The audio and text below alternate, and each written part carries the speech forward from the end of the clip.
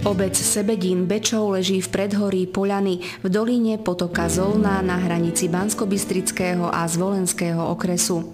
Najstaršia zmienka o Sebedíne pochádza z roku 1351. Od roku 1424 patrila k Vikľašskému hradnému panstvu. Od 16. storočia do roku 1848 ju vlastnili zemianske rodiny, najdlhšie Zolnajovci. Dominantou Sebedína je budova obecného úradu, v ktorej sídli aj domov sociálnych služieb.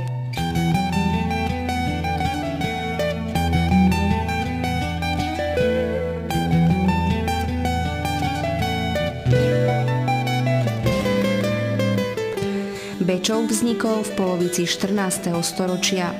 Do 16. storočia patril Zemanom z Mičinej, potom Hronseku a neskoršie k Vikľašskému hradnému pánstvu.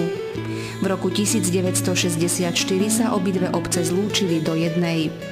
V obidvoch častiach sa nachádzajú barokové murované zvonice, postavené v 18. storočí.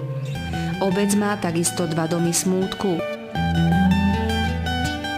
Na bohoslúžby obyvatelia Bečova dochádzajú do Hrochote, Sebedínčania do Očovej. Každých 5 rokov sa koncom leta konajú oslavy Dňa obce, ktoré sú súčasne prehliadkou miestnej kultúry a zvykov.